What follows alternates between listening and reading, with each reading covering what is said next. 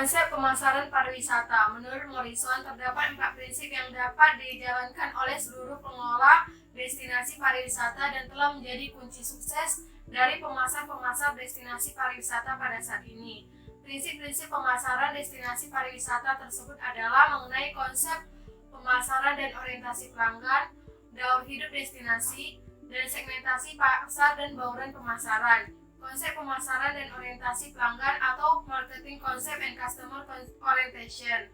Prinsip-prinsip pemasaran destinasi pariwisata yang pertama adalah terus-menerus berupaya dalam memuaskan pelanggan. Berorientasi pada pelanggan di sini mengandung pengertian bahwa segala aktivitas pemasaran harus disesuaikan dengan kebutuhan, keinginan, dan harapan pelanggan. Dalam pengukuran kepuasan pelanggan, ada beberapa cara, diantaranya adalah yang pertama, complaint and suggestion system atau sistem keluhan dan saran. Informasi dari keluhan ini akan dijadikan dalam melakukan antisipasi dan pengembangannya. Yang kedua, customer satisfaction survey atau survei kepuasan pelanggan. Tingkat keluhan konsumen dijadikan data dalam mengukur tentang kepuasan. Yang ketiga, go shopping atau pembelian bayangan, dengan mengirimkan orang untuk melakukan pembelian di perusahaan orang lain maupun di perusahaan sendiri untuk melihat selera, keunggulan, dan kelemahan pelanggannya. Yang keempat, loss customer analysis atau analisis pelanggan yang berlatih, yaitu kontrak yang dilakukan kepada pelanggan yang telah beralih pada perusahaan dan untuk dilakukan perbaikan kinerja dalam meningkatkan kepuasan. Selanjutnya saya akan menjelaskan materi mengenai prinsip-prinsip pemasaran destinasi pariwisata. Yang pertama, mengenai tahap exploration, di mana tahap ini pengunjung yang datang baru sedikit karena infrastruktur yang belum memadai. Yang kedua, di sini para investor mulai berdatangan, yaitu tahap involvement. Investor mulai berdatangan dan mulai melakukan pembangunan. Yang ketiga adalah tahap development, di mana mulainya ada pengembangan dan pembangunan infrastruktur. Mulainya promosi dan kampanye mengenai pariwisata.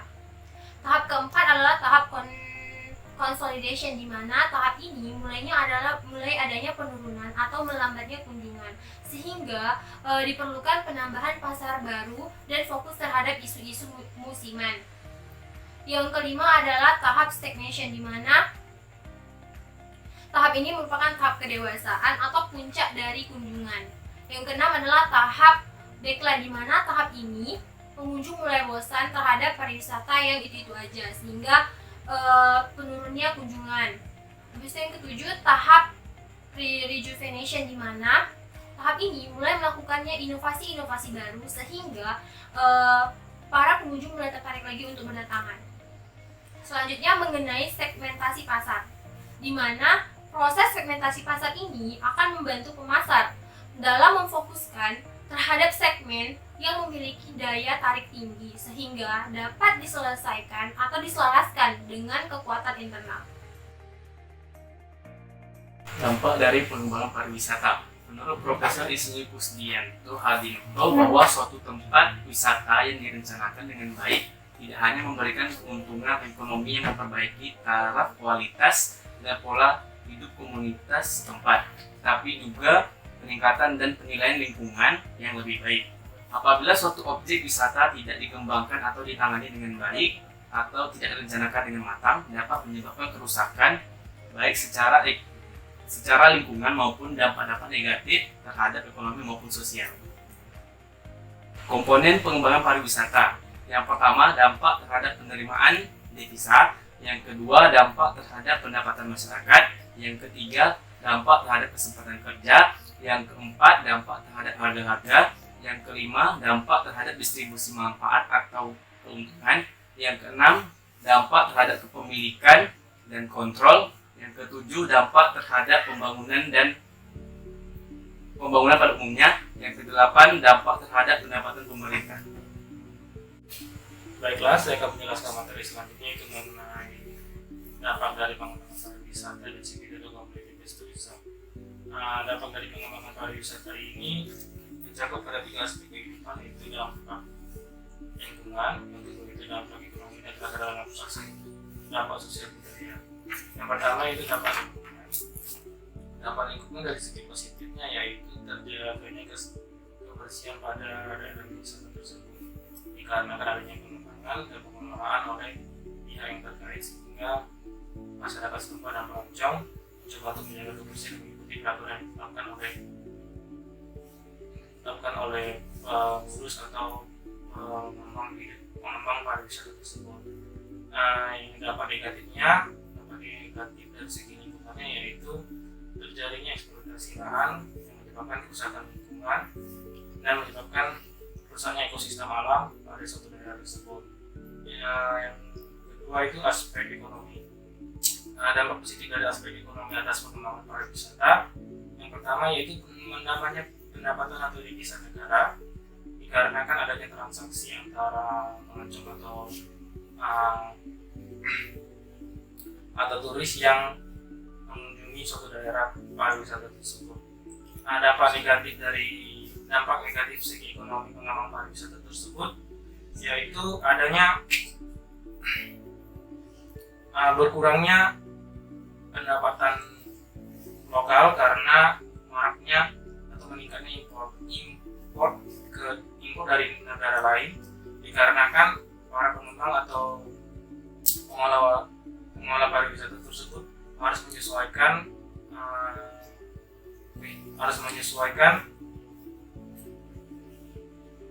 menyesuaikan pola hidup dan kebutuhan para pelancong tersebut. Yang terakhir yaitu dari segi sosial budaya.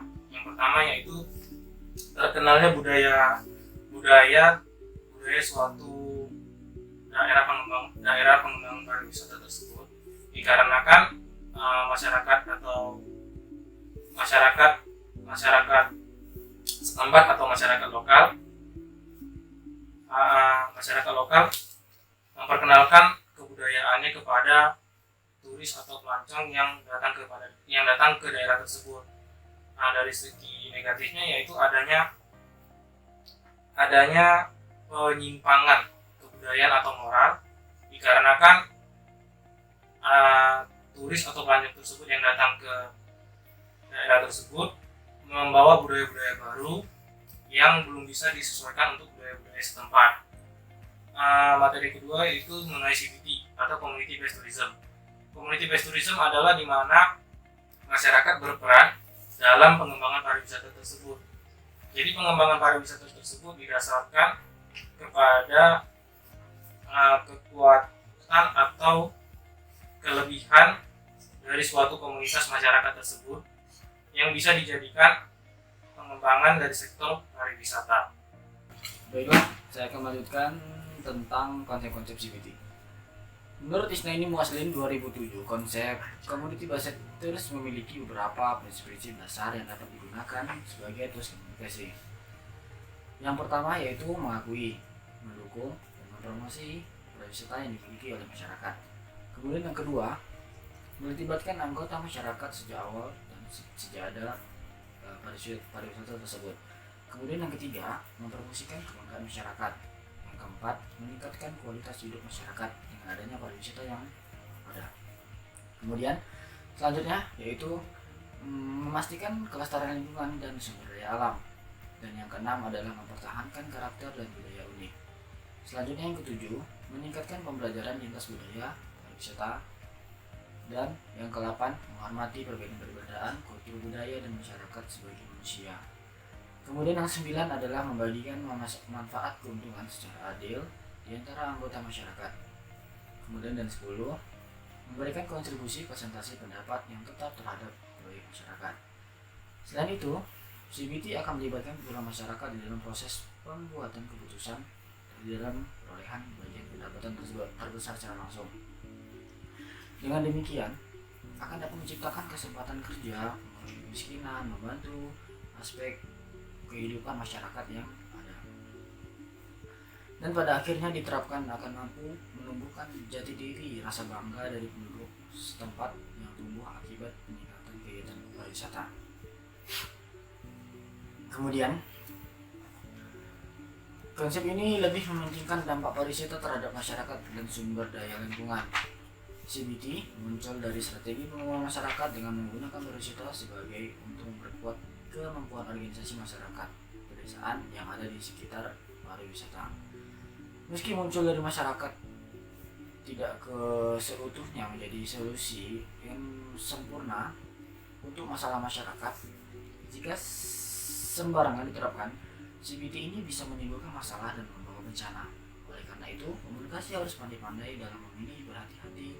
Selain itu, kita juga harus mempersiapkan semuanya secara matang untuk menghadapi pariwisata. Oke. Selanjutnya yaitu ada beberapa faktor sukses dalam membangun sebuah program CBT tahun 2016. Yang pertama yaitu adalah keterlibatan komunitas dan perencanaan dan peningkatan kapasitas untuk memperkuat keterampilan masyarakat dalam mengatur dan mengelola program yang diadakan di dalam pariwisata.